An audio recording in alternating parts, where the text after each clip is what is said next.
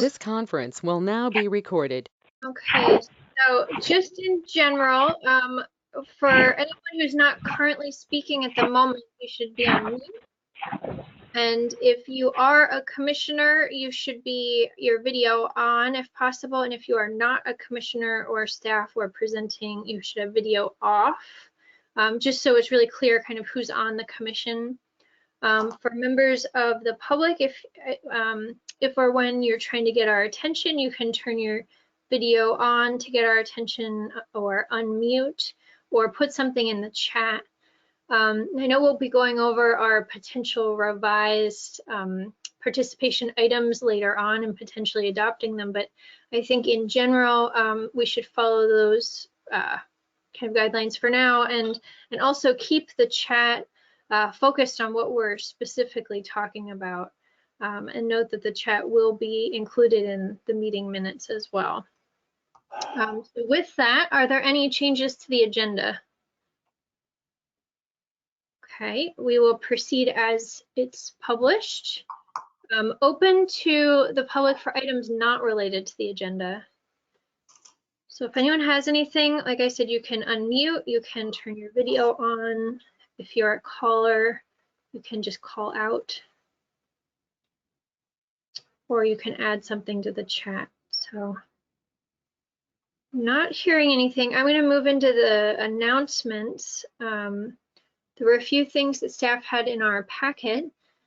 I do not have any announcements myself. Do any other commissioners have any announcements?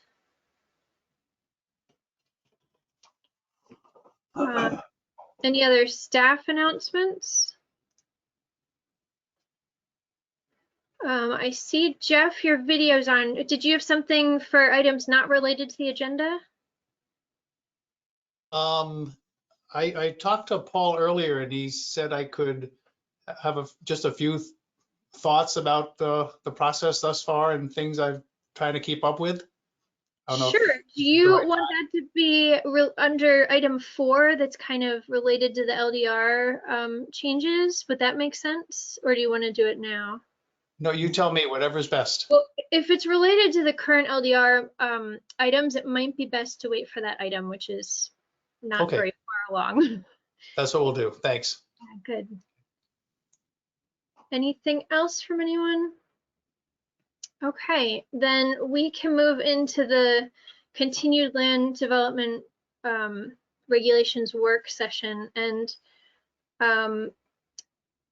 so I know we have this very specific item here. It did sound like we had a public comment on the process in general, so maybe it makes sense to hear from Jeff now because it's kind of related to this whole section. Jeff, Nick, did you want to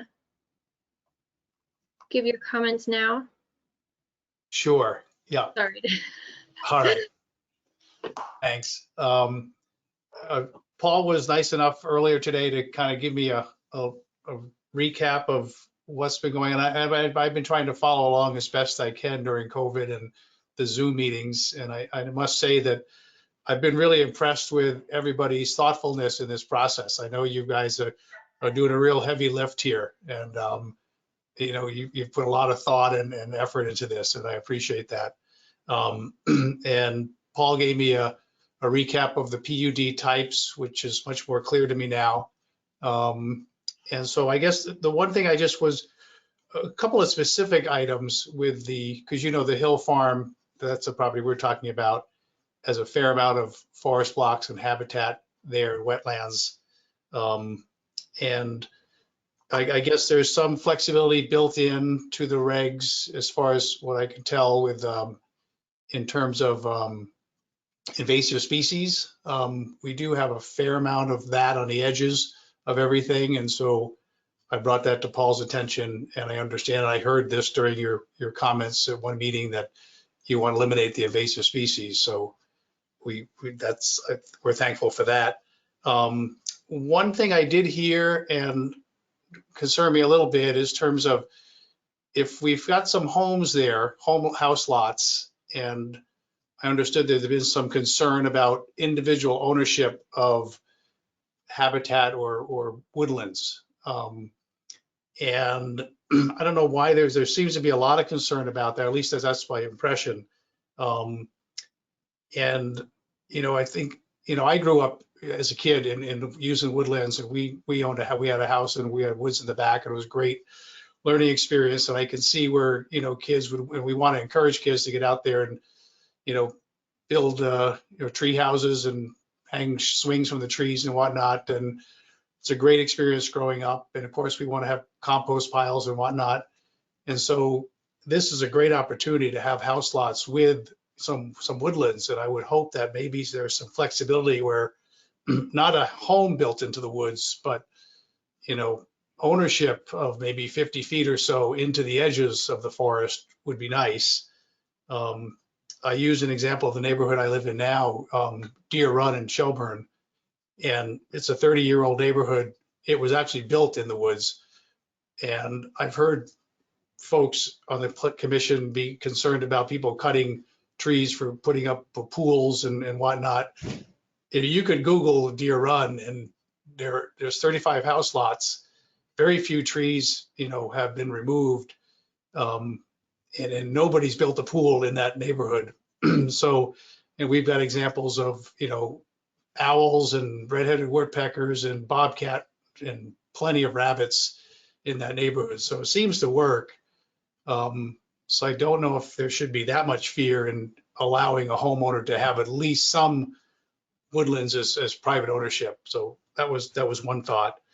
The other concern I would have, and I think Paul answered this question for me, but in terms of infrastructure in the future, two things in particular: exit 12B, if that were ever to come to fruition, and Swift Street, if that were ever to be extended. I know that's in the plans, or been in the plans for a while.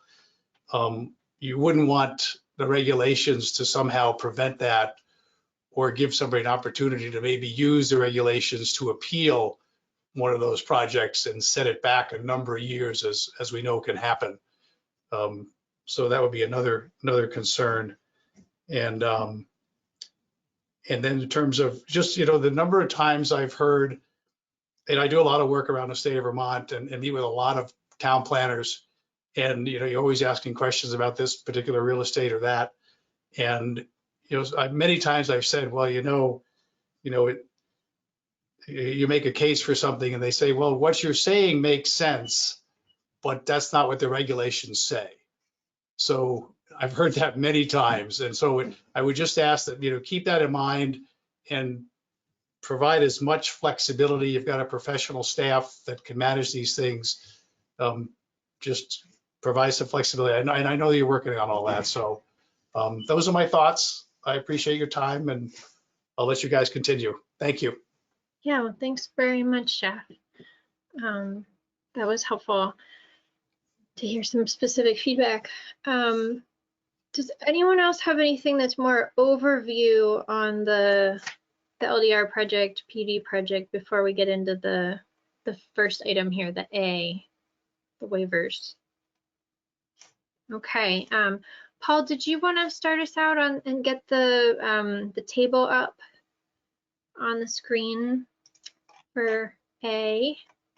Sure. It's not the most legible thing at this scale, but my purpose of sending it out was really, staff has heard a fair amount from commissioners late last year and early into this year of, how much flexibility is being proposed in the regulations. Flexibility that supports better design is good. Waivers that just sort of excuse the rules without context are something that I know the commission's been trying to address. So, this was, essentially a status report to see, are we generally hitting the mark? Is there anything that as you're looking at it says, boy, that's not really where we thought we were going with this. So that's really my objective with this one, not necessarily to go line by line through each one of these.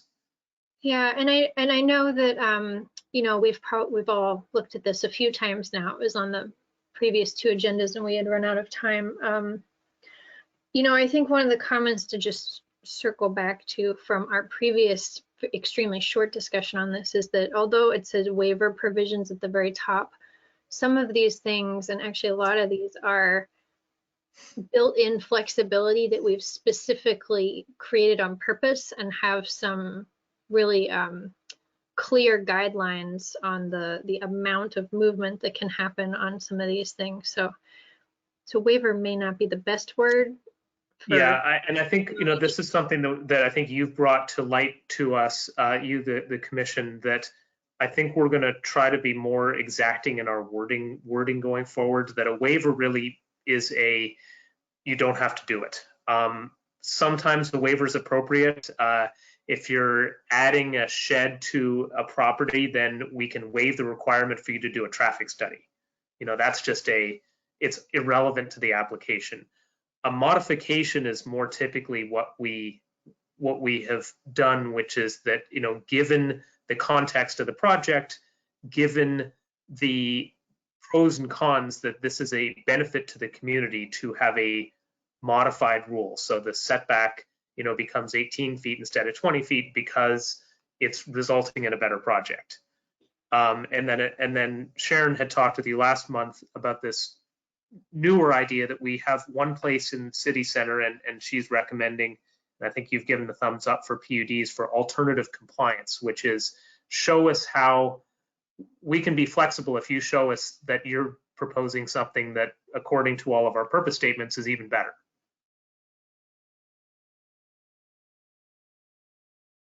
Monica? And then Ted? Getting to my mic, sorry. Just the only one I had a question on was the steep slopes line, which is on, I think, the last page. And you're talking about the 15, what you do with the 15 to 20 versus what you do with the 25 plus. And Yep. I don't know if we have definitively decided that it's 25 that's going to be level 1. Did we decide that? That's in the draft that you Right. all had gone through last month. So I guess my guidance is to put it out with the 25 being that number, but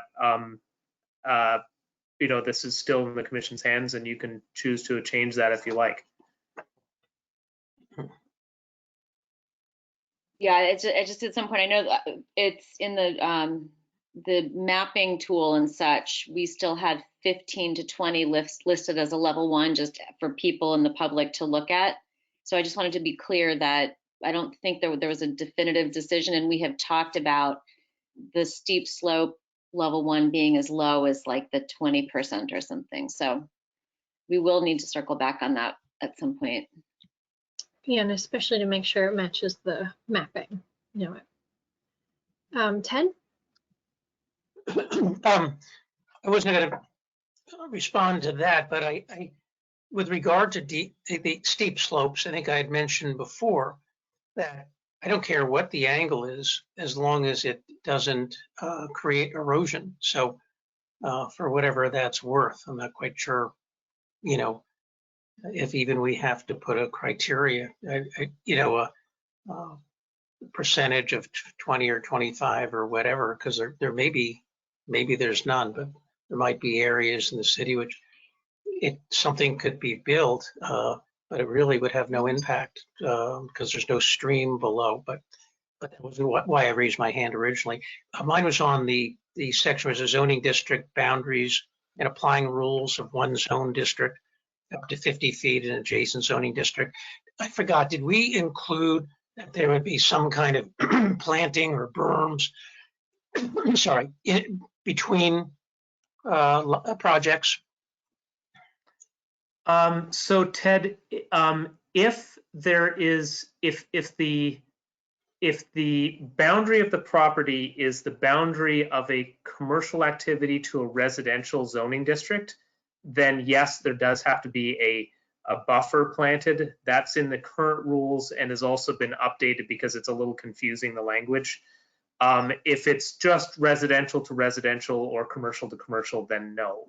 But if it's a transition from commercial to residential, then yes. Okay. Again, I may have an issue with that if, let's say, there's suddenly fourplexes suddenly plop down behind single-family homes. That doesn't seem like a very good transition to me.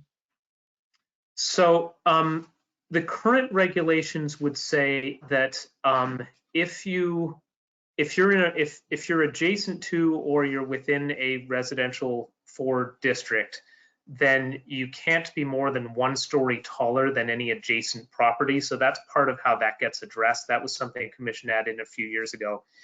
In a PUD, that's part of what Sharon's been working on, of this transition from either you've got something high density next to you and you're going down to single families and duplexes, or you've got something very low density and you're building up, to try to create sort of a blend so that it doesn't feel, frankly, not to pick on the folks who live on Allen Road, but those 2 big buildings that loom over the single family home there.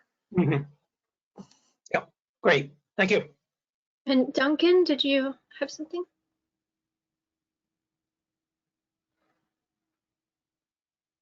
All right, turn my mic on. Paul, can you scroll down a little bit? I was looking at the wetlands one.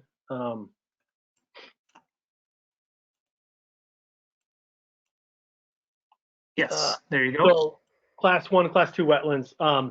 So the change from the current standard on that prohibits impacts to class 1 and 2 wetlands outside city center form-based code district. So in other words, any district other than that, there can be absolutely no impact to any class 2 wetlands. Is that how that, am I reading that? That is correct, except restricted infrastructure. So in the rare circumstances where there's a roadway or rec path that has to cross it, or if it's going to be something like a stormwater pond, which you talked about with Dave Wheeler last month. But otherwise, that was the commission's guidance to staff, was that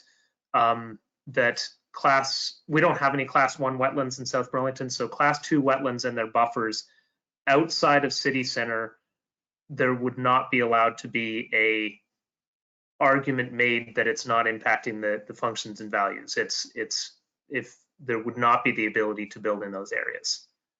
So I guess my question is, if we look at the area where is it the industrial zone, the office park across from pretty much on 116, that area there, that's an area that we've targeted for, factories or office buildings and stuff like that. Are we going to be limiting stuff by allowing nothing to be modified in that zone, an area where we're looking for? Well, I mean, that's my concern with that. Yeah, I would say that there are portions of the Meadowland Business Park and of Technology Park where we have seen parcels that are, have been pretty tight based on the 50-foot wetlands. The wetlands have grown in some of those areas, especially in the Meadowland Business Park in the last 20 years or so, for a variety of reasons. And so the combination of expanding, oh no, I'm sorry, those areas don't have the 100-foot, but the restriction to prohibit any impacts in the buffers would preclude an applicant from making the case of, can I infringe on the edge of this? So there likely will be some areas that might have been able to make the case previously that wouldn't be able to make the case today. Whether those are all valid ones, that's for you guys to judge. I guess that I look at that sort of as an unintended consequence. I don't know that that's an area where we want some development. And again, I'm not saying that I want the wetlands destroyed. I mean, if they can mitigate them or move them around, I just think that's an area that we're looking for development and jobs in. I guess that one, I'd like to see that district lumped in with the form-based code. City center, if we could do that. I may be the only person that wants that, but.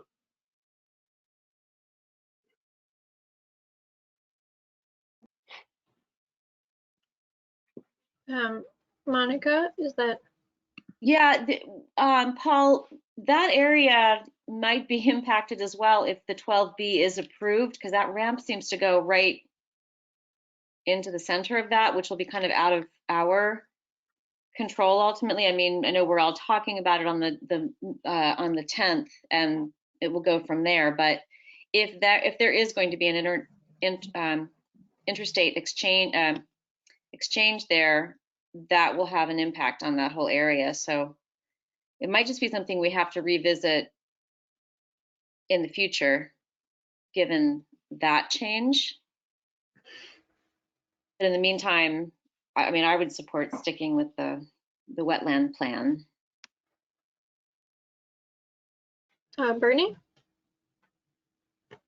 Yeah, I just wanted to follow up on that discussion a little bit. We a couple meetings ago talked about this at length, and you know, came to the conclusion and agreed to what the wetland buffer distance was going to be from the wetland. And we also kind of had a lengthy discussion on whether or not we would allow any kind of disturbance in the buffer. And my recollection was it was a pretty robust discussion. And you know, the current regulations, as you know, allow for impacts to the wetland buffer with mitigation, but we had a pretty lengthy conversation and decided that we didn't want to impact wetland buffers, and that we were intentionally and knowingly going to be more stringent than the current regs. And so just as kind of a reminder that we kind of all agreed to it at that time. My concern is that, and I hear what you're saying, Duncan, but you know, my concern is if we say, well, now this area is different, and allow something different in that area, then you know, people can then make the case, well, you know, you made the exception there, why not make the exception over at Technology Park, and why not make the exception down, you know, where Kmart used to be? And I don't even know if there's, you know, wetlands in those areas or not, but my concern would be, you know, while there's unintended consequences of doing kind of what we agreed to last time, I think there's also unintended consequences of allowing for different regulations to take place in different areas. So that's my input. I guess the other piece of that is I think that based on, I think it was your recommendation, Duncan, we went with kind of the moderate approach there, where we did not agree to make the buffers wider.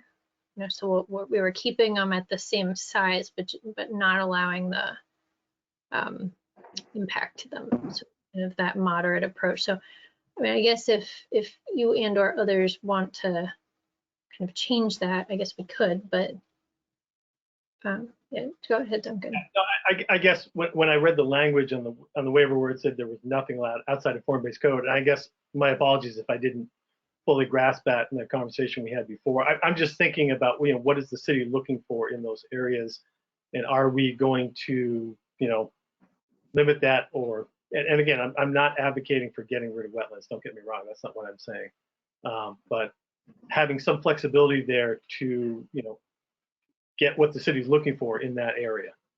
You know, again, I don't know, maybe, you know, as Monica said, maybe it's something we visit a little bit later. I mean, I don't want to stick up the process because of it, but I just think it's, Okay. I just want it noted. Anything else on that, or anything else on the table?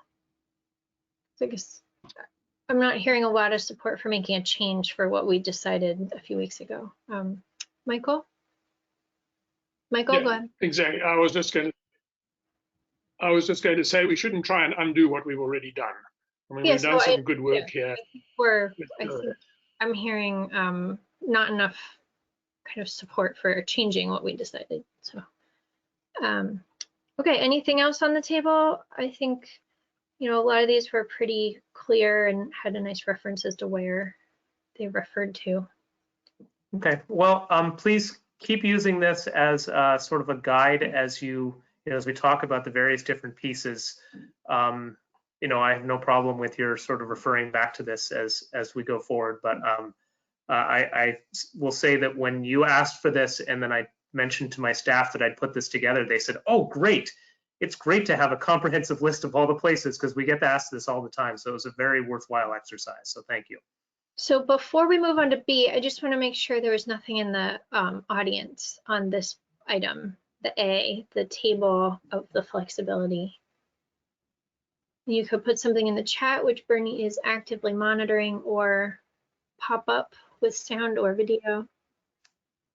Okay, then I guess we will move on to B, which is diving back into the TND language, the traditional neighborhood development. Jess, Michael's got a quick. Oh, Michael, sorry. Go ahead, Michael. It's a quick question. We never got into this 11C table, although we intended to. Are we going to come back to it? I believe that the table I'm seeing there is the building types, Michael. Yep. So my hope would be in your last packet and tonight, I gave that sort of one pager that was the major levers that affect the sort of composition of a TND. My hope was to start there, and because those are sort of the big ones, and then once that's set, then there are some specifics in that table you just held up that could be modified because they sort of speak more, about more detailed design features, but to try to sort of go top of the funnel downwards. Yeah, and the reason I brought it is because I think we need to look at those standards in the light of what's going to be our post-COVID world, where I think a lot of people are going to be working from home. And so we're going to have, home and work buildings combined, and we should probably give that some consideration and see what we think would make that more comfortable for those of us, or those of you, since I'm retired, for those of you who are going to be working from home, or the residents of South Burlington who are going to be working from home. I think I have several comments, and we don't have to go into it now if we're going to come back to it. But I think we need to look at it again in light of what's happened and what looks like might happen.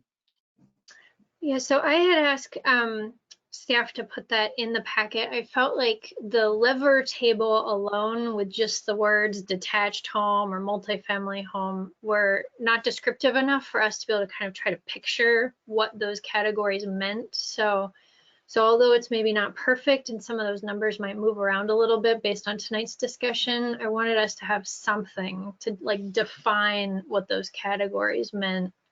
It had been many months since we had last talked about those building types.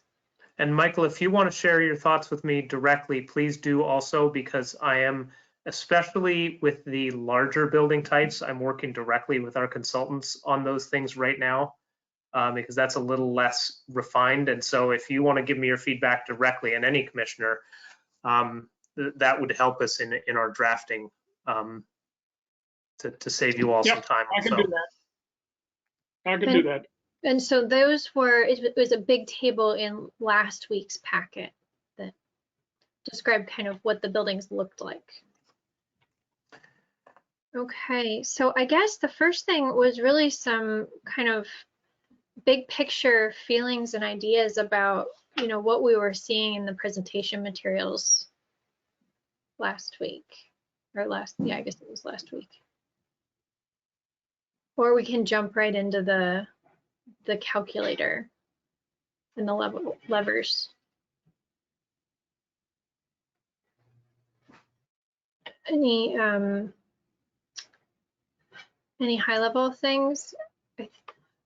Yes, the question that I would pose to commissioners is, based on the presentation that Mark gave, did anything jump off the page at you and say that's not at all what I was expecting, or was this largely sort of in the realm of what you were expecting to see out of a TND? And which would be great. So if there's no,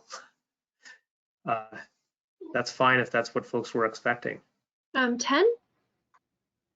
Well, I go back to my issue with regard to, triplexes and quadplexes.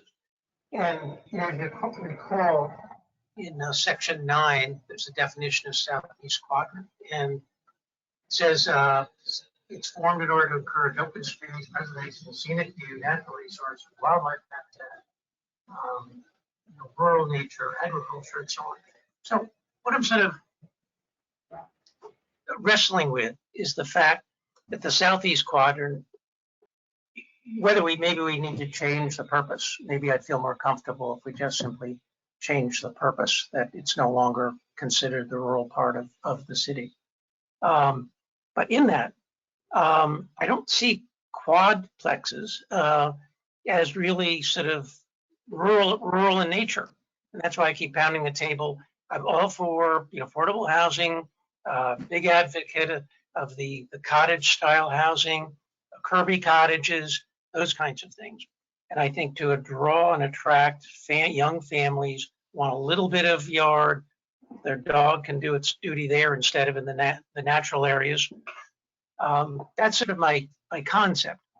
So I mean that's sort of a macro picture, a macro concern that I have, the feeling that the change in the southeast quadrant will be dramatic. If that's the intent, well, the majority, that's the intent. But as one who's out here, and I think a lot of people moved out here, and I know, actually, it's funny, I have three people who are on the city council with me in Burlington who have fled to live in South Burlington, probably for the reason of having, more rural area in nature. So that's my concern. I like the idea of the PUDs, and as you know, I've always been pounding about having a central green, so you don't have this, green space off the side. So there's some really good benefits there, but I'm just really wrestling with that mix and match. The other part of triplex and quadplex is, my guess is there'll probably be rental units. And that's another issue that I have, in the sense that I don't think rental units really attract people who have skin in the game with regard to the city, the schools, the taxes, and so on. And so that's just my 2 cents. Okay. I think, Ted, along those lines, something that really jumped out at me in the presentation was the Three Sisters, or is it the Five Sisters neighborhood? The Five Sisters neighborhood in the Catherine Street area of Burlington. Yep. And how that was somewhere in the 10 to 12 units per acre, and did include quite a few of the quadplexes. And I guess when I'm thinking about it, if I think about, okay, if we break up the land into 1.2 acres per lot, you've got the houses all spread out. You can really see each of the houses really individually, but you're using the same amount of land where maybe you could have more of a neighborhood like the Catherine Street neighborhood. And I think that's what's been really hard for some of us, the picture and like what it looks like. And I think you're right, if it's like a quadplex, like some big thing kind of stuck out in the middle of nowhere, it might look imposing. And I think that that's what we really want to try to get through. So I think your comments are like really helpful, in kind of what we're seeing and what it means on the land. And so Bernie? Yeah, I was just going to comment to kind of get to the discussion is in the presentation last time, one of the things that was used to address kind of the idea of the quadplex and stuff was just the building construction style, so that it looked like a house. It didn't, it didn't look like your standard, 1-story, 4 units, doors side by side. It, there were a couple of examples that, that really, kind of matched the look and feel of the houses in the neighborhood. But, they were multifamily. So I think, part of that is just making sure that, that the building types, kind of match the environment, instead of having, an ugly 4-plex sticking out up there. In terms of the renters, that's, it's kind of a good comment, Ted. As you know, I mean, renters, you can have really fantastic renters and you can have really not so great renters, and they can pretty much occur anywhere. So I'm not sure how you get around that. And you can't really, I don't think, ban renting, because even in, like, I'm in, the neighborhood here by the airport, and there's a fair amount of regular single family houses that are rented out to college students, and so I'm not sure how you can you can't really ban people from renting their property. So it's an interesting problem, but I'm not sure what the solution is to that. I think, Ted, just to circle back, I don't think either Bernie or me are talking against your idea. And one of the things that was one of the levers is, maybe there's some limits on certain types of housing or where they're located. One of the notes in there already was that the townhouse style would be in the center. So, if you were driving by or an adjacent, on adjacent land, it wouldn't be right there. Maybe there's something like that for some of these other types, or certain grouping of the types can't add up to more than a certain percent. So you wouldn't have kind of a homogeneous,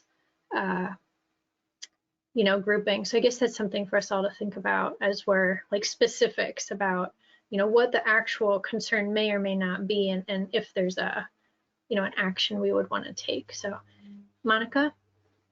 I just wanted to put out there that I would really advise us to be a little bit more open-minded about talking about renters. I'd like to point out that Vince shared some information with us recently that is as many as 40% of people living in Vermont and South Burlington are living in rented homes, be that in a studio apartment or a self-standing home. And they have children and they do pay taxes through their rent. So I would just ask that we be a little bit mindful of that when we're having these kind of conversations. I think that it's very difficult today for people to be homeowners. It's very different than someone who purchased a home 40 years ago.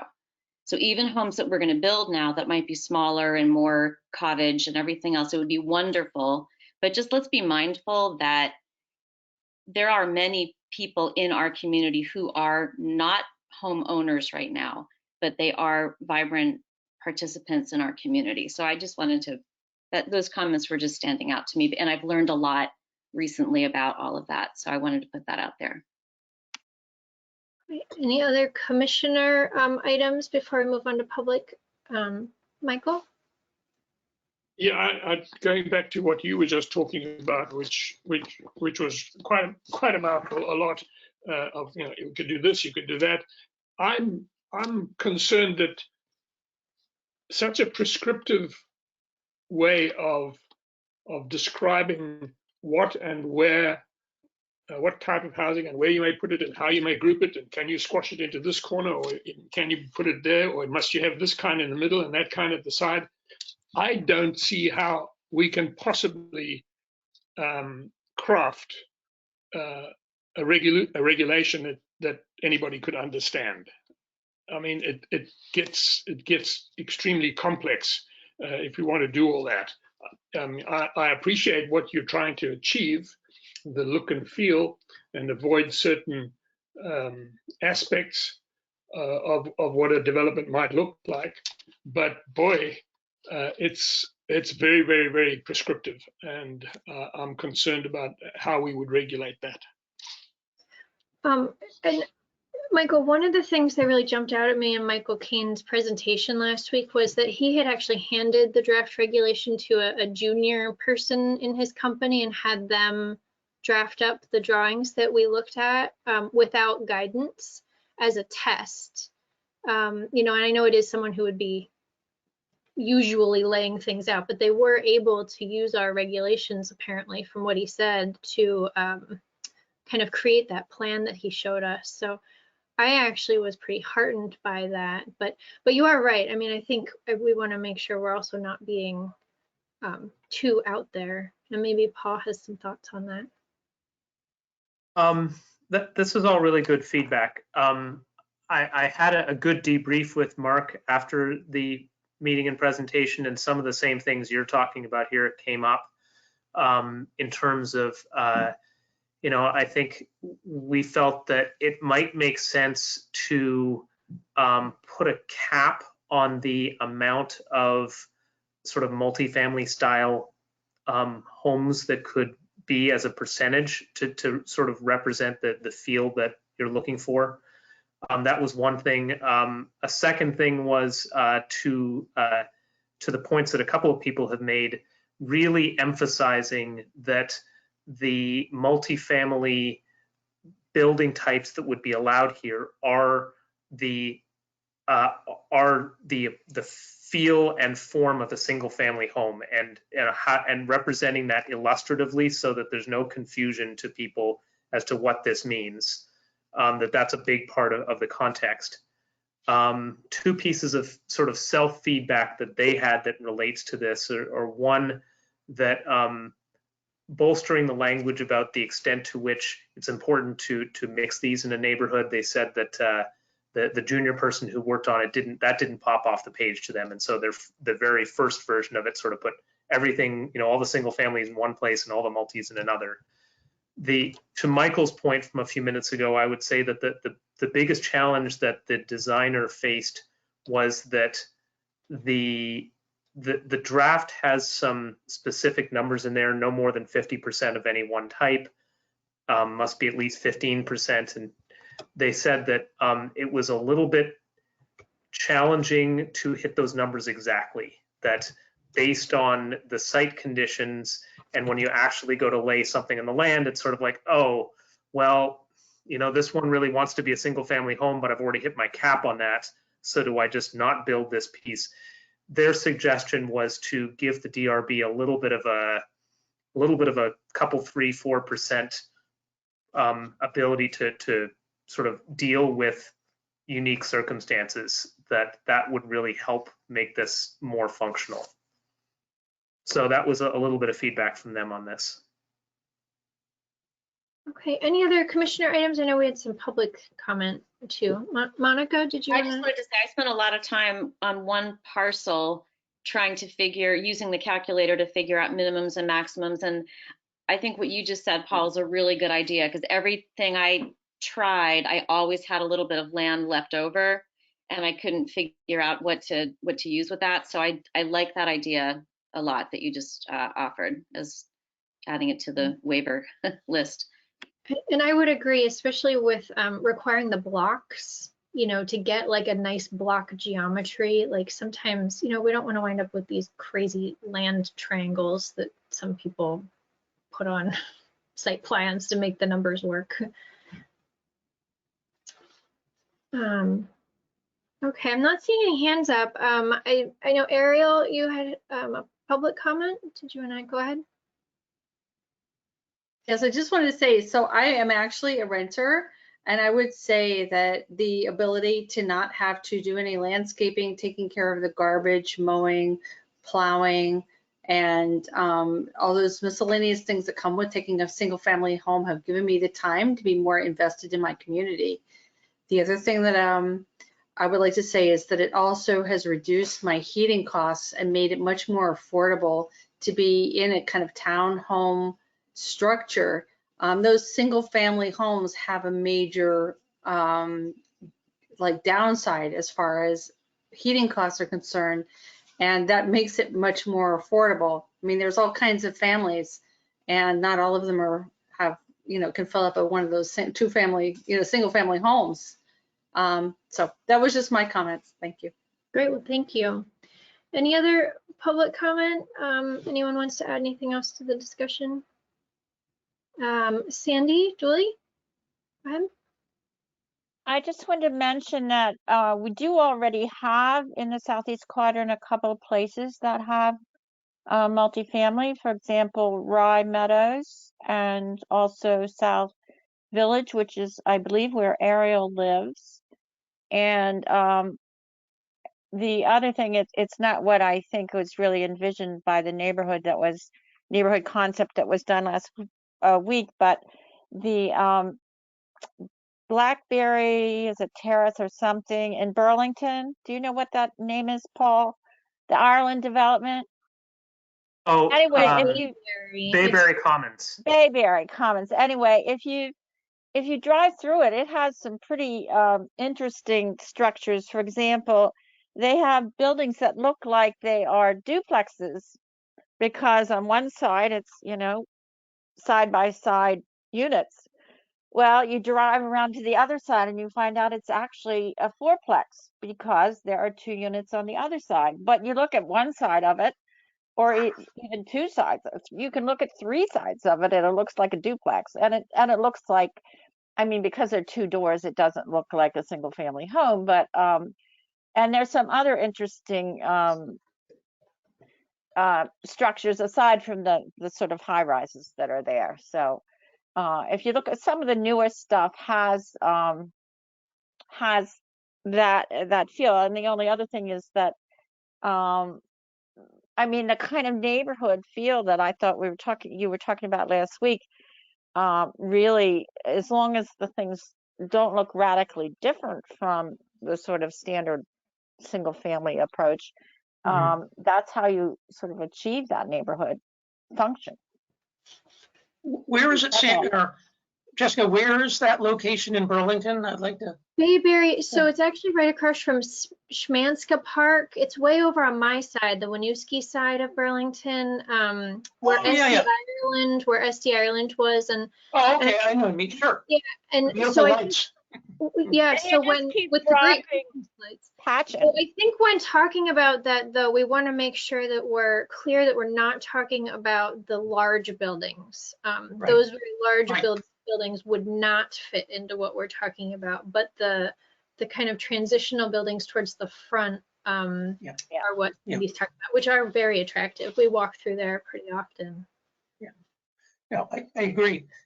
Things like that. One question I do have is in that this chart right here. Okay.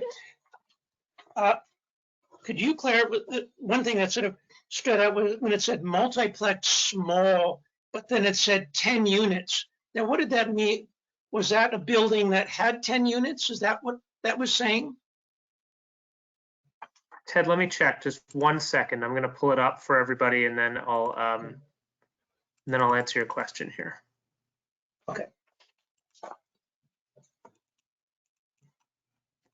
All right. I was just sort of imagining this massive building. That's what sort of. Okay. So so this is the page you're speaking about, Ted. Correct. What this is a total. So that's 10 units total. So just like there's 30 single family homes, it's 10 housing units. So presumably they did, not sure how they did it with fourplexes, but maybe 2 threeplexes and 1 fourplex. Okay, so it's not 1 unit with 10 units. Correct. So that's something I'll have them. Units should mean dwelling units, homes. Okay. Total. Okay. Yeah. Okay. And I think that there was a public comment that we got by email about this particular table with that target density, and what the consultant had told us at the time was he was kind of picturing himself as the landowner who had their own target of 8 units per acre that they were targeting for their particular development here. That is not a target that was set by us or the comprehensive plan or anything. So that was kind of a, their planning process where they wrote that target density. So that does not apply to our regulations. Yeah, thanks for clarifying that, Jessica. I think when a developer is starting their project, they got to start somewhere. And, they might be thinking, oh, I'm looking for something in the neighborhood of this. and then they see if it works and then they adjust. But it becomes a starting point for them to think about. Monica, or yeah, go ahead, Monica, and then Duncan. I just was going to say to that when I was reading that that letter, just the constant reminder that yes, we are conserving more land than, and so when there is the development, it may be more dense. It can be more dense with these new regs, and we need to be just very clear about that. That the areas that are buildable outside of the hazards and the level 1s that we are adding can seem more dense than what the old regs and the 1.2 average would have offered, but the exchange is that there is more land being conserved. So, Monica, I guess the second point to that is that it's a very just different way of thinking about it. Say 1.2, if you were in an area where the 1.2 units per acre was the density that was allowable, you could say have 80% of your property covered with hazards, but still take that 1.2 times the entire land area. And this is what I was trying to get in the email when I kind of was talking about this. You could take that entire density and stick it in the remaining portion of the land and actually wind up with these very large density numbers. And that's really the difference between the gross density and the net density. So if we are talking about those units spread over the entire piece of land versus the units, how they're actually physically settled on the piece of land they're on, the numbers feel very different. So our regulations now don't do a good job of describing, and this is something you've brought up quite a bit, like our regulations right now don't do a good job of describing what people are going to see or experience, because you have a total land area and then you have the area you're building on that you're moving that density onto. So the feel of that development has no relation to the allowable density. They're kind of separate. So and I know I did call on Duncan, and then can we come back to you, Andrew? I had already said that Duncan was going to speak next. Yeah, well, it's only Andrew's here. I'm actually going to talk about Andrew. In Andrew's letter, he actually brought up a very valid point, and I brought it up a couple times too. Well, first, I want to go back and say that, Monica, you had a very good point, and I think this may speak to what Ted is talking about. We're talking about a pattern of development that is going to look very, very different from what is in the Southeast Quadrant now. And I think that's going to take some getting used to. I think it's going to be something that's going to look a lot different. And I'm not sure how we portray that to the public, or how we, really explain that.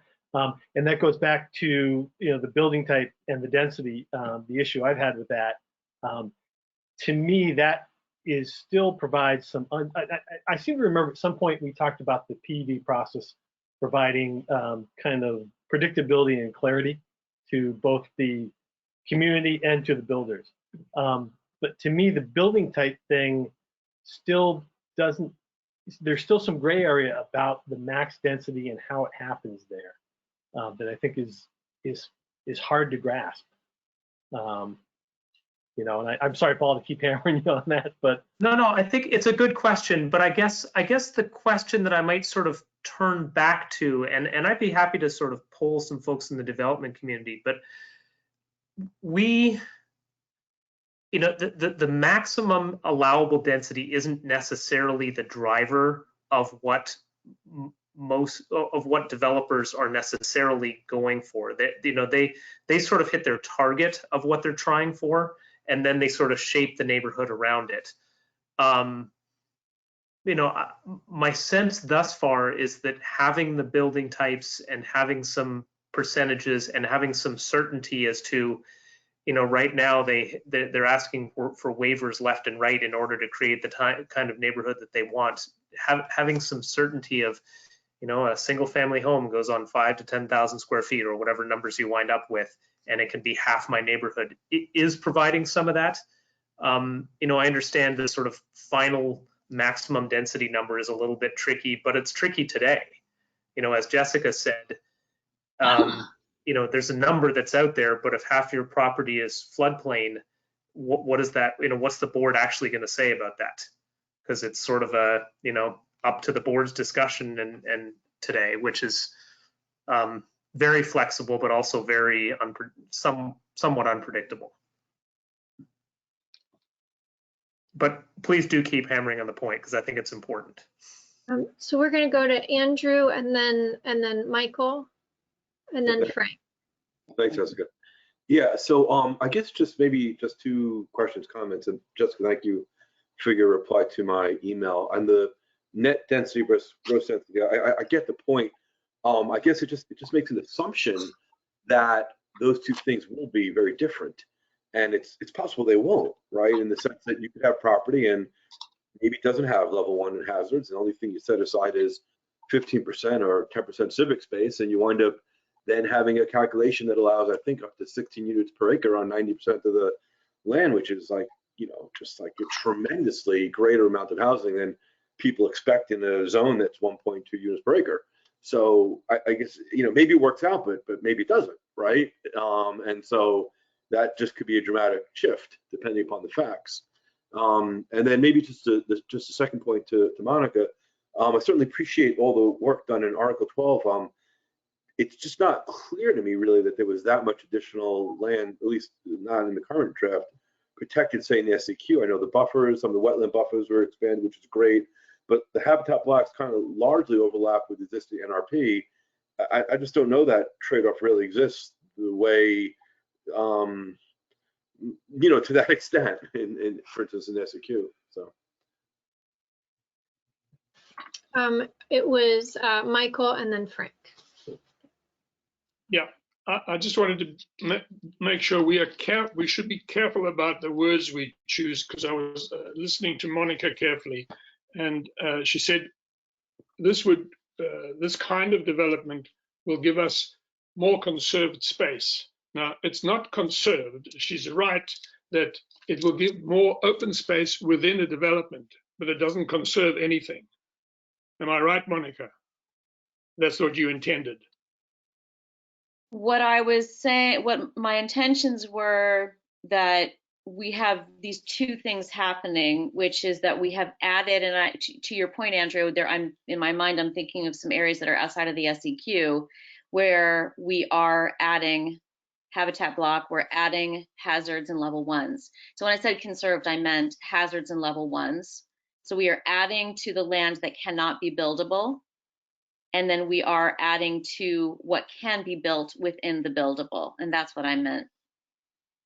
There is also, just to be clear, there's also the civic space that is not lawn. So we're moving away from the lot coverage concept to the concept of the civic space, which is you know, usable open space or other open space. So I think that's what you were getting at, Michael. We're getting that piece too. Yeah, open space as opposed to conserved space. Yeah. And then Frank, you had something? Well, I have some questions, and I'm definitely behind the curve on some of the work that the Planning Commission has done, but I'm really interested in this building typology work that's being finalized now. As I look at these categories on, this is the packet that you looked at last week. Is it 11C? Is that right, Paul? No, yeah, 11C, article building types, right? Can you hear me? Yes, we can hear you. Thanks. I mean, my eye is drawn to one of the types, which is the stacked flat building. When I look across the grid of the descriptions here, it says 3 to 5 stories. Is that building intended to be 3, 4, or 5 stories? Could one build a 2-story building of that type? Or how limiting are these parameters? That's a good question, Frank. I mentioned earlier in the meeting that some of the higher density ones are still under development. It's possible that 2 stories would work well. Typically, something like a stacked flat, the sort of one over the other, would generally be located in the higher density planned unit development, the neighborhood commercial, with the possibility of them also being sort of in transition areas where they happen to be next to something very intense. And that's under development in the coming couple of weeks. But that's a good question, and I'll bring that to our consultants on that, on whether that was intended to be 3 as sort of a minimum, or intended to be 3 as more of a character statement. Well, then if you'll let me add a few more comments about that, because I think this will illustrate to me as a builder how difficult it will be to deal with some of these concepts. A very efficient building design is a flat, right? A flat on top of a flat. The minute you get to 3 stories, you have to put an elevator in, especially if you're going to use underground parking. That adds a totally different dimension to the cost. If you can build a 2-story building, you can still do stairs walking up. That makes it a lot more affordable. Also, with flat style buildings, you want to do interior central corridors. You don't want to necessarily have to have outside entrances to all of the apartments. That makes the building difficult to build. I just want the commission to keep some of these building ideas in mind, that it's not easy to reinvent the wheel on how some of these things do actually get designed and built, because they've been proven for many, many decades to work really well from an efficiency standpoint. I know there's an issue of how we want our neighborhoods to look, but I don't think this stacked flat idea gives us enough flexibility, is my basic point. Right. Any other comments? You said you had a few comments. Me? Yeah. Or was that it? Well, I'm actually I'm really interested in the response about how, I suppose with 5 or 6 categories of buildings, that you'd have to pick one of those categories and stay within it. There's no sort of hybrid possibility that the DRB will be allowed to consider, or is it the Planning Commission's intent to really make these typologies stick and be the way things are going to get done in the future? Because there's not a lot of room for evolution here. Yeah, I think we welcome evolution over time, but I think the idea is that each PUD would have multiple types within the PUD too. It wouldn't be, I don't know if you caught that concept, that each PUD would need to have multiple types, to provide a range of housing options. Right. Is there a requirement for a certain number of types, or can more than one? Yeah, so that was part of what we've been talking about. We're specifically talking about the TND, the traditional neighborhood development, which is kind of a little more traditional neighborhood looking, rather than the other, forgetting the words for the other one, the more mixed, what's it called? Neighborhood commercial. Yes, rather than the neighborhood commercial, which would have a little bit different of a feel, a denser feel. So yes, so Michael's holding up some charts. So the idea is that the different PUDs would have a different feel. So the one we're talking about right now is a little more neighborhood. A lot of the buildings would look more single family looking as a feel. So some of those larger types that are on that chart wouldn't necessarily be part of this particular PUD. But to answer Frank's specific question, though, there will be percentages of each type dictated, and we're still working on what those percentages will be. We introduced a tool in the last meeting, which essentially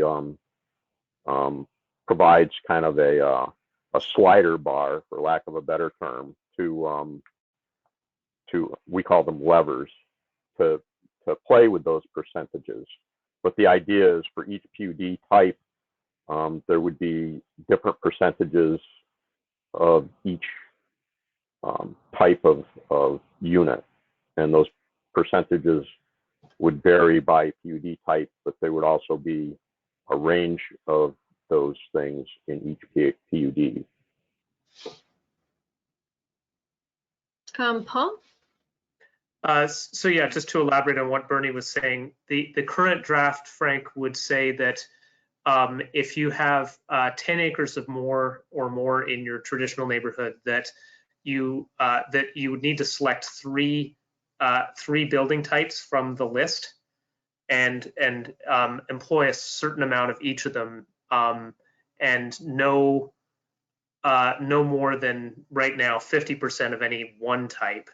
The commission is talking about, to what extent any of that should be manipulated, but the idea would be if there's 7 or 8 choices, you choose 3 of them at a minimum. You could choose all 7 if you want, and that gives some flexibility to a developer to come up with the product that you're looking to do, that any one of which can fit well in a neighborhood context. Yeah. Okay. Does it make sense to really talk specifically about some of the levers, or are there more kind of bigger questions on some of the numbers? And Monica?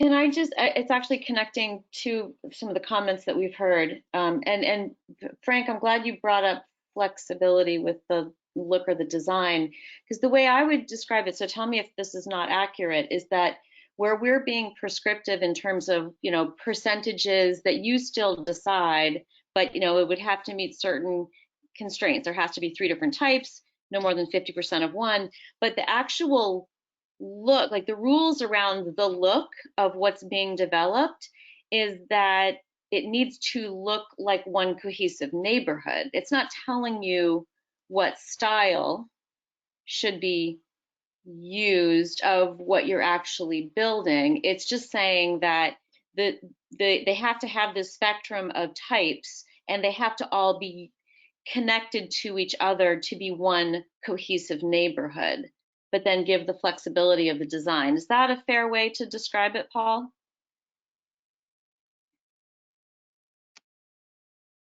Yeah, I mean, I think that yes, there's some outer parameters on it, in terms of, as was discussed, that a multifamily as proposed would have the feel and look of a single family, but there's very little in here about architectural styles.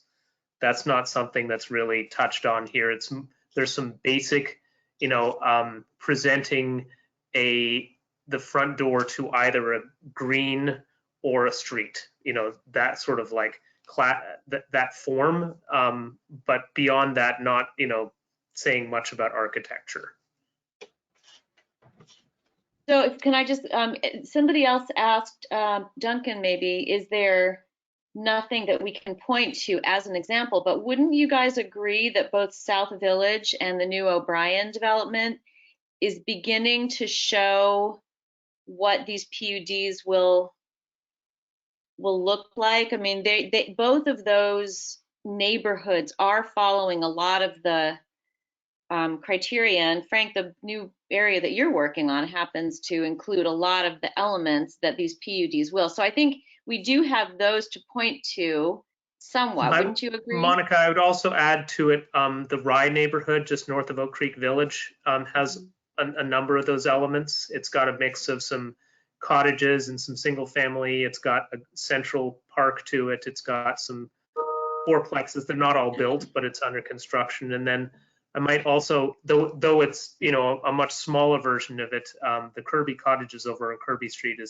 on the Kirby Road is a good example of what a cottage type might look like within a block.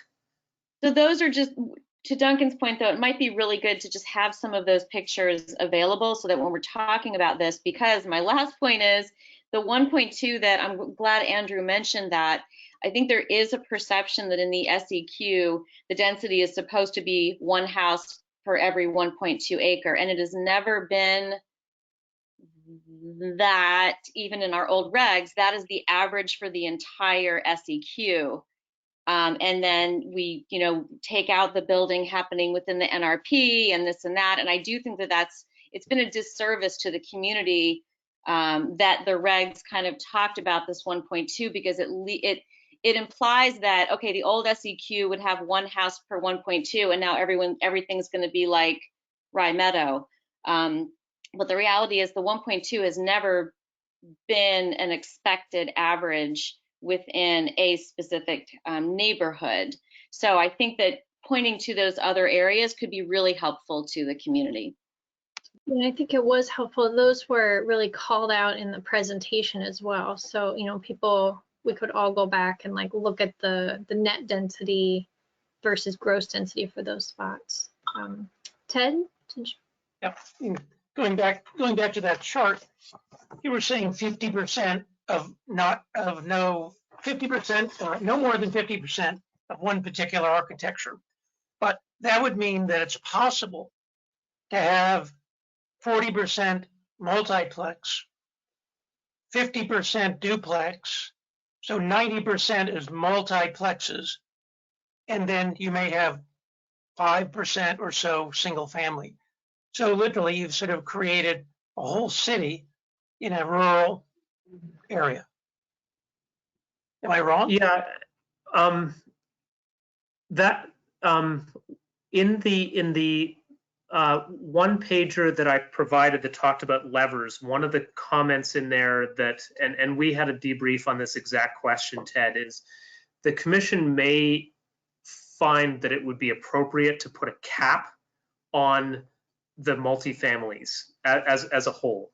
Say, I don't want to spit out a number, but let's say 30% or whatever the right number is, of saying no more than 30% can be townhomes, threeplexes, and fourplexes. That might be, that can be a way of sort of grouping a subset of them together and saying, we're comfortable with that being a portion of the neighborhood, but that's not the overall feel of the neighborhood. So, using Rye as an example, there's 50 homes in there. Of those, about a dozen are cottages, about a dozen are fourplexes, and about 27 of them are single family homes, for instance. Yeah. Now that's a great, nice neighborhood. South Village is a great neighborhood. I'm just saying there's the potential with we have this, that you could literally have all quadplexes, triplexes, and so on, as I mentioned. So, so that would be a lever that you could turn and say, we're going to cap it at X amount, and that's wholly within your your purview to do that. And I think we're recommending that it would make sense to put some kind of a cap on those. Thank you. Well, it might make sense to continue on that discussion. Frank, just so in general, unless you're trying to get our attention, you should keep your video off. We're trying to do video. It's fine. It's video for commissioners unless someone's trying to get my attention. Well, I have to do that. Duncan? Duncan, you're on mute. Talking to myself. No, just interesting with what Ted was just talking about. I tried that in the calculator that Paul gave us, and I took a 20-acre parcel and did both extremes with large house lots and then with just fourplexes, threeplexes, and townhouses. And it ranged from the housing, with single family houses, it was like 67 units up to 207 units with the fourplexes, threeplexes. So yeah, I completely see what you're saying, Ted. Yeah, I don't know if that's necessarily what we want to allow. But I'm not sure how do we, I guess we can try to limit that type of housing. Or any particular type of housing too. I think that it's a really good point. And some of these housing types are very similar. And if our whole goal is to have a mix of housing types, and what we've said so far is we need 3 different types of housing, each of the types would have a minimum of the 15%, a maximum of 50%, you know, just as an example, the two multiplex are very similar in feel. You know, maybe, I don't know, I'm just throwing this out there as an option. Maybe the sum of those shouldn't be more than 50% because they feel like the same type of housing, you know, versus maybe this. Yeah, and actually, to that specific point, Jessica, and I made this comment to Monica earlier, I think that the multiplex 3 and 4 were really supposed to be the same type. It was really more of a limitation of my ability to make Excel work because they're different densities. But your point is a good one, and you know, I might suggest that you want to maybe lump in a maximum of townhomes and multiplexes as being a percentage of the development, unless it's in part of a transition or immediately adjacent to transit served area or something like that. Great. Any thoughts or specific recommendations, Bernie? Yeah, I kind of like Paul's idea. Maybe so first, I absolutely agree with capping the multiplexes in certain areas, but I also think, to Paul's point, that there may be areas where we allow for a higher cap, and maybe we define that as the transit overlay district, for example, and say, within the transit overlay district, traditional neighborhoods can have, a higher percentage cap, whatever we agree that is. But if you're outside the transit overlay district, then the cap, maybe is pretty low. So, and as far as what that cap number is, I guess that's open for discussion. But I certainly think that that we want to encourage higher density and maybe even more multi-units when you're close to transit, whereas if you're out at the limits of the southeast quadrant, having, as Ted pointed out, 50% or whatever being multi-unit is probably not the best way to go. So yeah, so we could talk about the specific caps, but I definitely am in agreement with capping, and I would advocate for having a higher cap in the transit overlay district. Well, it looks like, in the notes that we've all looked at there, the levers, options, alternatives on the side, it talked about maybe 30%. I threw out 50%, so no more than half of the units could be, within the townhouse multiplex. I feel like I would probably be comfortable with 50% in that, we're not actually talking about 50% of the buildings, we're talking about 50% of the units. So you're already dividing the units per building. So, if we did go with 50%, you then divide out, 3 or 4 units per building. So you're still talking about less than half of the buildings. But I would be okay with other suggestions too. I don't know if that starts to get it, the right feel. Yeah, and I guess what would be helpful is a sense of the commission of, is that the right direction? And I can have our consultants play with this a little bit. And if that's sort of the direction that you'd like to go in, I don't need a hard number today, because I know that it all feels a little ethereal, but having a sense of that's what you'd like to do or not would be really helpful. Monica? Paul had also shared with Ted and I, because we sent these questions, some examples of lots for detached housing types that are on less than a 5,000 building lot area.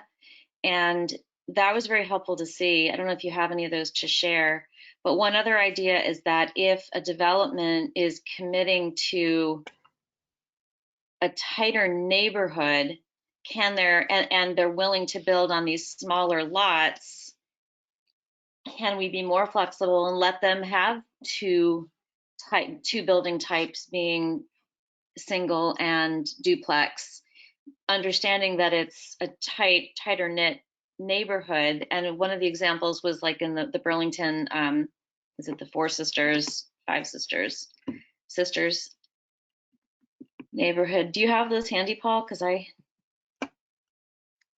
yes, Jessica, do you want me to bring those up? I just want to be sort of mindful of process here. I haven't seen them. It sounds great. You know, okay. if it's Give me a second. We're commenting on these levers, right? This is what we want to yes, talk about, these numbers, right? On the levers. Yeah, so, one of the levers specifically written there was maybe there is a building type that's small house on a small lot. So I think that's actually what you're getting at, Monica, that maybe there is another building type that's a tighter knit.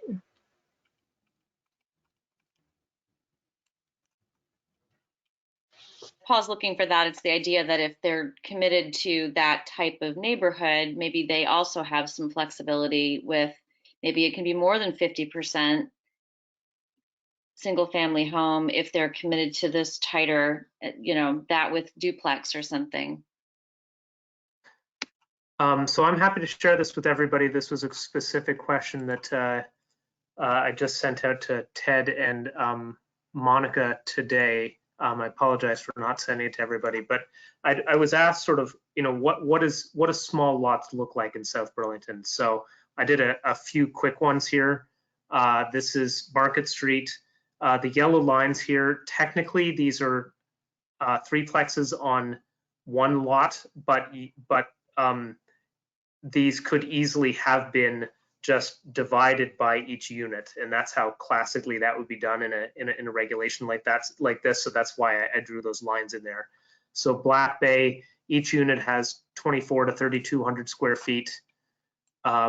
Village at Dorset Park, each fourplex in there has somewhere between 3 and 5,500 square feet, including the side yards for the side units.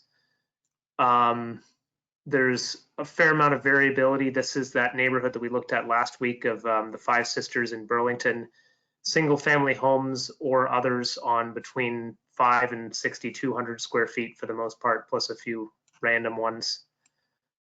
Kirby cottages, these ones are in the 2,000 to 3,800 square feet. And you'll notice that I cut off the back part of the property. That's a 25% slope.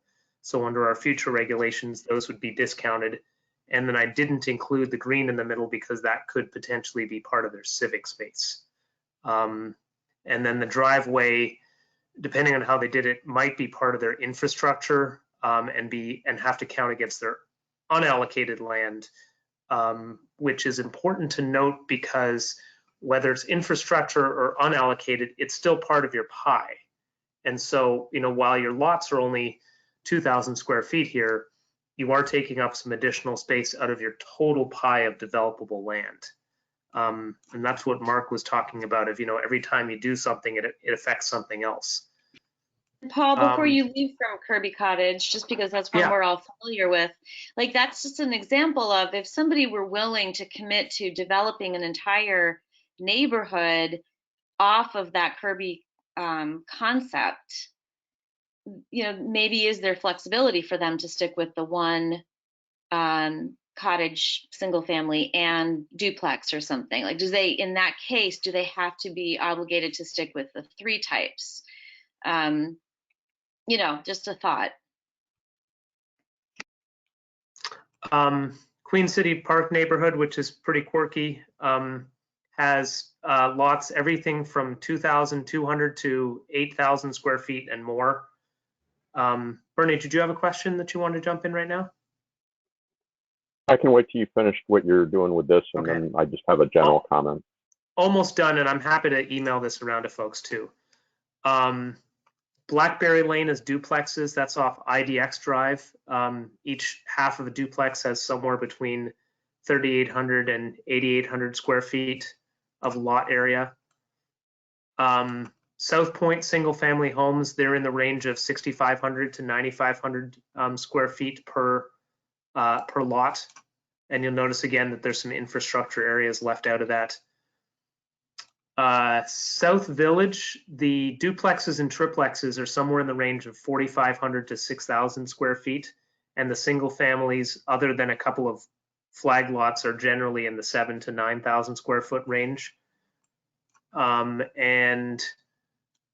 Last one here, I had to judge this one, so I'm a little less precise, but the duplexes are somewhere in the 3,200 to 4,000 square feet per half of the duplex, and then the single families are somewhere between 4,500 and 8,000 square feet that they're on for each lot.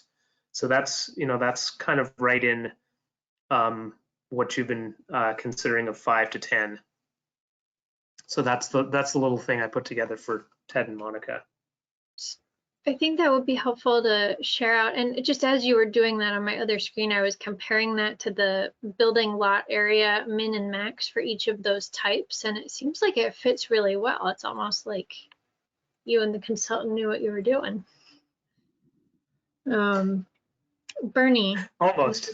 Yeah, so mine's kind of unrelated. This is my Mr. Timer person role. So it's 8:30 and your next agenda item is 8:50. So I would just ask, Paul, do you have anything specific that you were hoping to get out of item B in terms of direction that we should try to focus on getting you answers to? And then B, is there anything specific that the commission wants to make sure gets addressed? Yes. Yes, 1 second.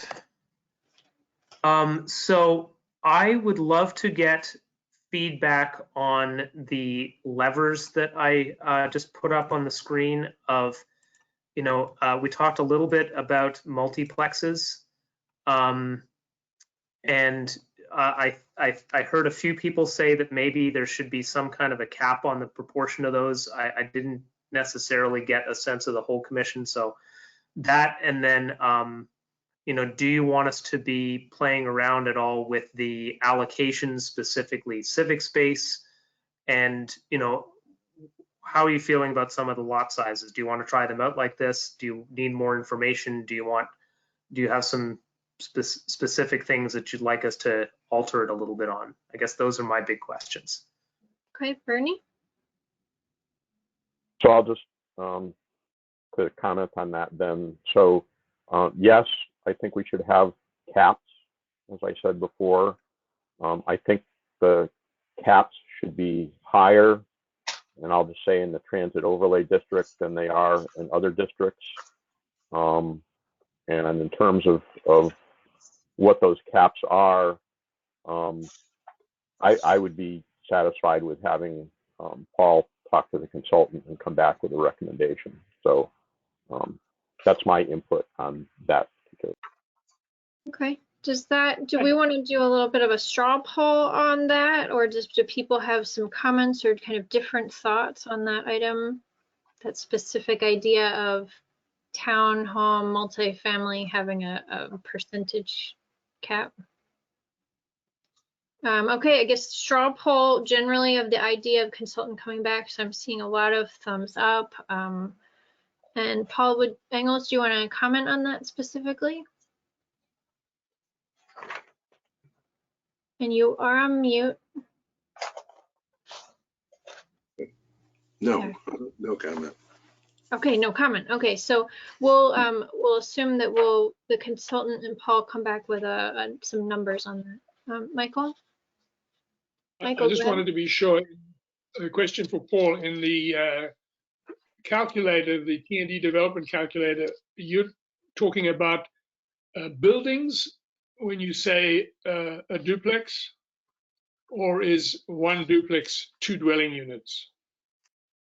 Everything that I put into the calculator is dwelling units, so that you're working off a common plane.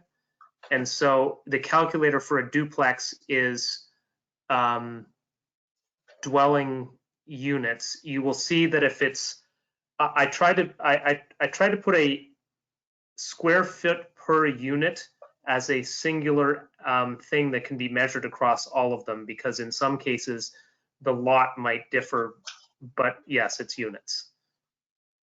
So 10 multiplex with 4 units each is 40 units, or is still 10? It's still 10, so that would be 2 3s and a 4. Okay. It's dwelling units within, not buildings containing. Got it. Monica? So can I get a thumbs up, thumbs down on for the minimum lot size for single family, decreasing it from 5,000 to 3,800 as a minimum? That seems reasonable based on some of those numbers we just saw, having smaller single families be allowed. Seeing a lot of thumbs up on that. Would you be okay with us toying with that possibly being a different building type as well, that maybe the building has a maximum size to it? You know, if you want to be a house on a small lot, then you maybe have to be a small house on a small lot. And then you could get credit for it being a different building type to incentivize, you know, some, I don't want to call them cottages because cottages are a style, but, you know, a smaller home. That seems very reasonable. Separate. And that was one of your levers in there. Okay, so that makes sense. One of the other options, alternatives, that was one of the levers for discussion was the civic space minimum, that first one. So right now, in this calculator and in the current draft, the civic space has a 10% minimum. I know this has been brought up a couple times about possibly having the civic space minimum be 15%. Any comments or questions about that? I feel like this has come up a little bit in some of the comments that we were hearing from Andrew and Michael both earlier.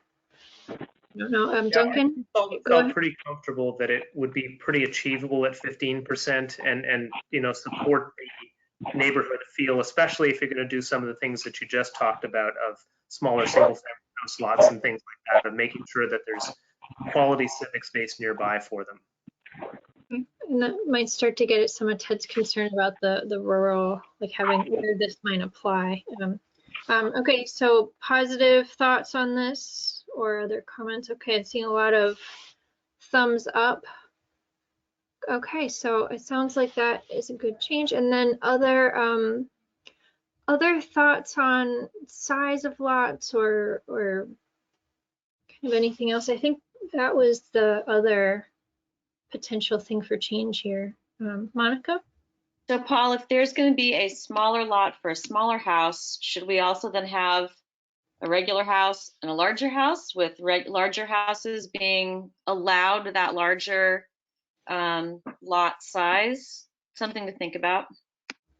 Yeah, I think, I don't know that you want to go much past the 10,000 square feet in a traditional neighborhood as a lot size, because I think you start to lose a neighborhood feel pretty quickly after that. Right. No, I'm sorry. I just meant because there's a big difference between a 5,000 and a 10,000. So are those two different housing types as well? Just yeah, I think I would suggest that maybe is an area for some flexibility for a developer to figure out what works in there. If you look in, as I said, in South Village, there's everything from 6 to 10, and it all sort of works fairly well together. And it just kind of, you know, it's a slightly different product, or there's something a little bit peculiar about the parcel. Remember, you know, we're almost never going to be having perfect rectangles here either. So, Ted, do you want to go ahead? Yeah, Paul, what is 10,000 square feet with regard to acreage? Is it like an eighth of an acre, 60? What is? 10,000 square feet is a hair under a quarter acre. Okay. 9,500 to 10,000 square feet is the size of most of the lots in Mayfair Park, the Orchards, Eastwoods, Chamberlain, that's right where those all are. They're right in the 9,500 to 10,000 square feet mostly. Mhm. So if we have a limitation, we're essentially saying that we do not want any Butler Farm size homes. I'm not saying the lot because they have probably more lot than they need. But so we're precluding ever to have, you know, houses of that size. In a traditional neighborhood. Correct. Generally speaking, yes, although, you know, 10,000 square feet, there's still room for a lot of house on that. One of the recommendations in here would be to increase, part of the TNDs would increase the lot coverage allowed. So a lot of those districts right now have a pretty, if you want to build any kind of a substantial house on your 10,000 or 7,000 square feet, you're going to run into a lot coverage maximum. This gives a little more flexibility, so you could still build, you could probably build a larger house than in some of the neighborhoods on these. So it's not quite as restrictive as it might appear, but yes, generally. Okay, anything else on this item? I am interested in hearing a little more about how the commercial items might fit in to the TND, but I want to make sure we're kind of wrapped up on this, so we've given our feedback. If there's anything else from the public on this item or questions, this would be a good time to speak up or unmute or comment. And we can take a comment from Monica here. I did just have one clarification on that. So with the detached single family, on 10,000 square feet, would they be permitted a carriage, guest house or whatever? I mean, that's the state. Accessory apartment? Yeah, that's a state law now, isn't it? Yes, under state law, any single family home may have an accessory apartment within or essentially adjacent to the house. If it's going to be in a separate building, it needs to comply with it's allowed in any circumstance that the single family house would have been allowed. So if it meets the setbacks of the single family home, if it meets the lot coverage for the single family home, if you've used up your entire lot, your entire allowances with the house itself, then you could put it within the house, but you wouldn't then be able to also put it on. If you used only half your allowances with the house, then you'd be able to build an accessory apartment, and that's state law. Okay, and Sandy?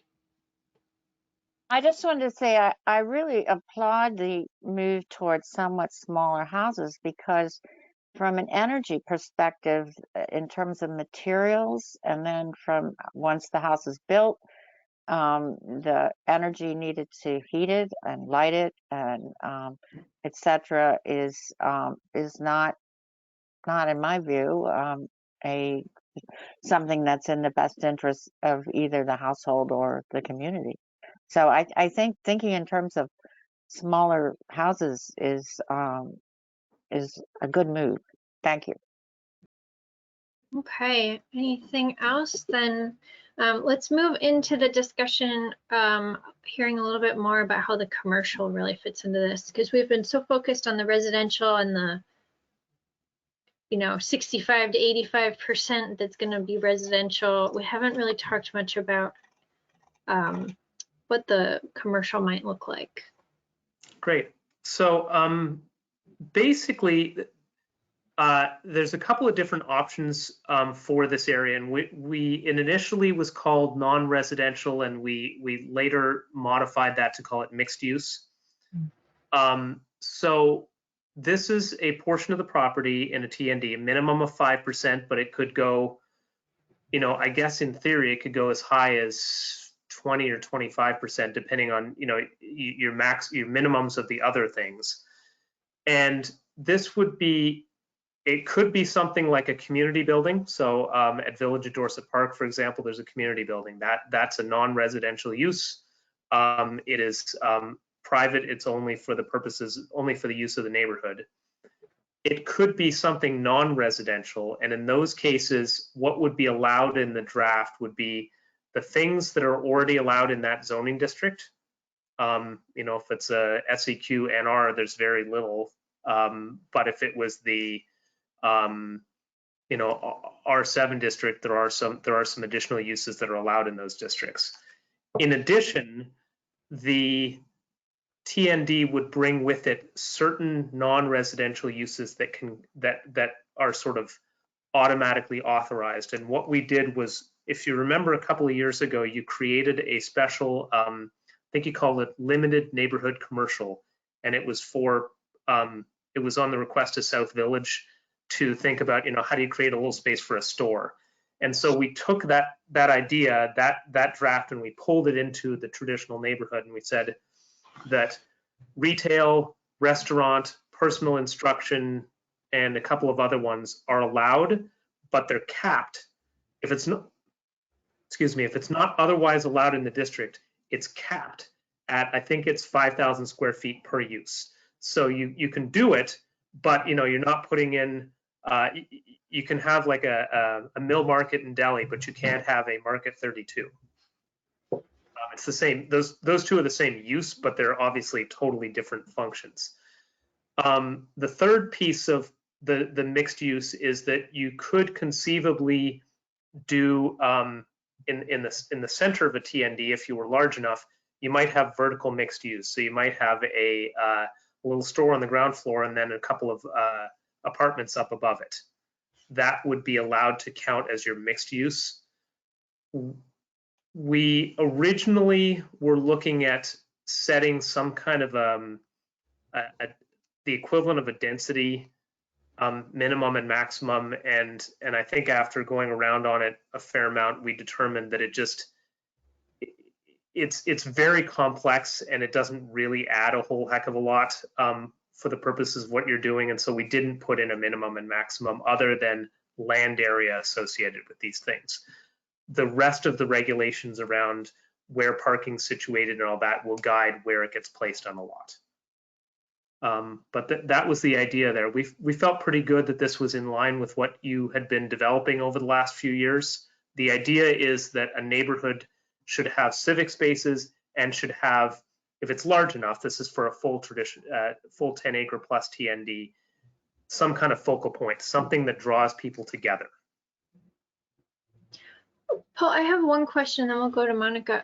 Is there a like a height or a massing kind of guideline? I guess I just am picturing like something very different could maybe get put there if we don't have some kind of number of stories or. Yeah, I think, let me verify that. I believe that it is associated with sort of a non-residential building type that's a small, you know, relatively small in scale within the traditional neighborhood. Okay, but I have to check that. We're gonna go Monica, Michael, Bernie. Monica? Yeah, well, maybe Yeah, the same so just question. I remember when we went through that before, we wanted to avoid like the Dunkin' Donuts from getting to have. But I also have had questions from people about in these PUDs, could that use include childcare? And I don't remember if that was an allowable use, but that has been mentioned a few times that it would be helpful to have childcare on within a PUD. I would be 100% supportive of that. And not just because it's Very self-serving. much so, yeah. Do you want a straw poll on making sure that that's in there, or we can just assume that I think we covered that, Jessica. When the Paul referred to this little place as being 5,000 square feet per use, but when we did this, we also had a footprint, a maximum footprint for the building, and uses were childcare, yoga studio, all those kinds of things were included, as I remember. I think you're right, Michael, but I'll verify the childcare piece of it. So we're going to go Bernie and then Sandy. Yeah, my only comment would be that in addition to square footage and stuff, having something that architecturally kind of matches the surroundings. In other words, somebody think Monica mentioned the Dunkin' Donuts. We don't want a square box that's surrounded by really nice houses. It would be nice to have it be architecturally at least somewhat similar and aesthetic to match the feel of the neighborhood. Okay, I think we've got something from our Southeast Quadrant Village commercial that gives some guidelines on that we can take a look at. They're not prescriptive, but they sort of describe what you just said, and they seem to have worked fairly well so far. And Sandy? I just wanted to mention there are a couple of categories of uses that are protected by state law. They're sort of like the accessory dwelling unit. One is a group home for, I think, no more than 6. These are for adults who are developmentally disabled. We have one at the end of East Terrace. It's been there a long time. The other is for in-home childcare, which I think is limited to 6 children. If it's registered childcare, it could go up to 6 full-time and an additional 4 part-time. Anyway, those are required to be allowable uses. They're in-home. So I just want to make you, I'm pretty sure that's still the case, but I think maybe you were talking about something in a separate building. But just wanted to make you aware there are some protections for people that want to do in-home childcare in the state law. Yeah, that's thanks, helpful. Sandy. Both of those, just so the commissioners know, both of those things that Sandy just described under state law are defined as being single-family homes. So basically, if wherever a single-family home is allowed, those things are by definition allowed. And I think part of the conversation also is back to Michael specifically brought up making sure that we're accommodating home businesses and people working at home. Duncan? Yeah, just a logistical question. The mixed use, does it have to be on the green? Or is it can be located anywhere throughout the T&D? Right, so somebody might choose in Mark's example from last week to put it as part of the civic space. You know, in that case, we would probably count it as being non-residential, but it's on civic space. Somebody might choose to, it's not a perfect example, but the Rye neighborhood has a psychologist's office out front up along Heinsberg Road on its own parcel. So that's a non-residential use, you know, essentially part of the neighborhood. It's not a perfect example, but that it could be just a commercial property. Anything else from anyone? Make sure I didn't miss anybody. So I think that was all I wanted to cover, just to make sure we weren't missing that piece in our discussion. Anything else on this? Otherwise, we might move on to the next agenda item. Okay, so next was circling back on the meeting participation guidelines. So at our last meeting, I had asked people to send any comments that they had, and I do have some. I am gonna attempt to share my screen, but I want to make sure that I'm actually sharing not all of your faces. So let me find it first.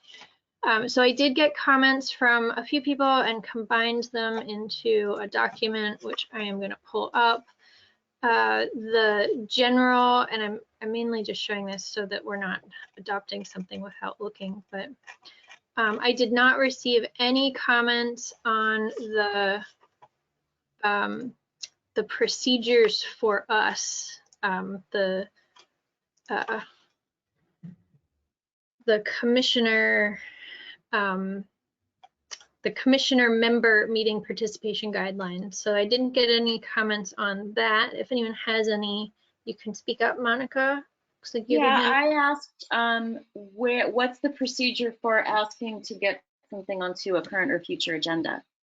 And do we use our announcement time if there is something we wanted to talk about that's not an announcement, but you know, if there's something we wanted to say that's not on the agenda, what is the procedure for that? So in general, the way to get something on the agenda is to ask Paul or I, because we do control the agenda in general. The other way is to petition the commission and have the commission vote to have something put on. So I think what might make sense, and Paul, I think we had talked about this in the past, where you could bring it up at the beginning of the meeting and just say, I want to add this to other business, and then we could have a short discussion about it under other business. Was that what you were recommending, Paul? Yeah, I think that that's fine. And so either, noting that under other business, you'd like to sort of raise a subject for a future meeting, or as Jessica said, either through Jessica or myself. In your specific example, Monica, I know of the conservation PUDs. Jessica and I are looking at one of the forthcoming couple of agendas for that specific, but I know you're talking more globally. So those are the two ways to do it. Yes. Okay, and then there were some comments on so now I'm scrolling down to the meeting participant guidelines. So these are the public items. So Jessica, can I just respond? There was a question that Roseanne brought up, and I just want to clarify this subject of open meeting law. So Roseanne wrote, to discuss anything not on the agenda violates open meeting law. So this was really only for the purposes of scheduling. So if a commissioner says, hey, I've got this great idea, I'd like to propose that it be on a future agenda, it's okay under other business to give enough of a teaser for the commission to decide whether to have the policy discussion. And that's what was just being talked about here. Yeah.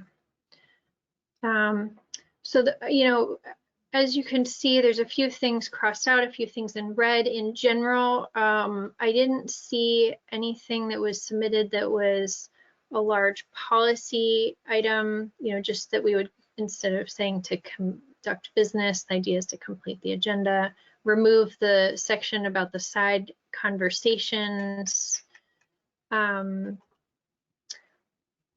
of this was poor wording on my part, so it's a little, I think, better worded. So I didn't see anything in the suggestions that people sent that I would be against. So, I mean, I think this looked good to me. I don't know if anybody's seeing anything. Does anyone have any other comments or questions before we do any kind of action? Michael? Yeah, I have a question. The version that's in the packet is the original version, not the amended version, right? Correct. This is the first time people are seeing the full amended version. And just for your knowledge, it's only your comments. So there isn't anything else stuck in here that you didn't already see. I see item 7 is still in there about chatting in the corridor, in the hallway. So it is in strikeout, so we would remove that. It doesn't show. Okay, it just doesn't show when I'm reading it from the packet. Yes, so the packet was the original version, and what I'm showing on the screen right now includes some comments. Okay. Any are there some? Okay. Any other comments on this? Are people feeling like they'd like to adopt this, so this would go into our packets? Okay. Yep. I think this is something we might want an actual motion on, and I'm not sure whether or not we want to officially adopt our personal planning commission member guidelines or not. That's a new thing, and it's up to the commission if we want something official or if we want to just generally abide by these. I think it would be good to adopt them both and just include them with the packet every time. Personal opinion. But I would hope that we would add the one we just mentioned about how to request adding to a future agenda. Okay. Do you want me to write something on that now? doesn't matter. We can just agree that it would be, Okay, we can just do an amendment based on, so I will add that Okay. based on the concept. Wouldn't that be somebody asking Jessica and Paul outside of this document to add something to the agenda? Yes. I think that's what you mentioned earlier, Paul. Or Jessica, if you want something added, tell us. Right, Monica's just saying that she wants to see that. in He writing. wants it added. well, wait, You so want it there's added? 2 routes. I heard that there's 2 routes to request something on the agenda. You can email Paul and Jessica, which I do, probably too much. Or you can ask in the beginning of a meeting and say, I'd like to add something for other business at the end to discuss for a future meeting, correct? Correct. Yep. We can follow either of those 2 paths. Yes. That would come up in changes to the agenda. Yeah, Okay, well, yes. I'll move that we adopt both the public participation and the commissioner participation guidelines as shown here by Jessica. I'll second that. Okay, any discussion? Okay, all in favor? Aye. Okay, it looks like unanimously passed, and I will finish the sentence and get this over to Paul. Let's see, so we have one more item on the agenda, which I am going to attempt to stop sharing. I'm sorry, I did have one other. It mentions straw polls in there, right? Use of straw polls. Mm-hmm. Okay, and so to clarify on that, if somebody does bring something forth, and they're looking to understand if the Planning Commission wants to discuss it at a further meeting, they can request a straw poll on it. And basically, if the straw poll is defeated, it basically says just put the idea away and move on, right? Yes, yeah, Okay. that would be part of, so it would be brought up under other business, and the commission would give the yes or no to a future agenda. Right, and I guess what I would add to that, Monica, is, 95% of what you all do is collegial. If there was something that was very contentious, then I'd probably in the moment recommend that there be a motion and a second and a vote. If it, in the rare time that something was, very contentious, so that it's very formal, because that will be the very formal procedure of an action taking place. But you don't need to have everything you do be at the hyper end of formal.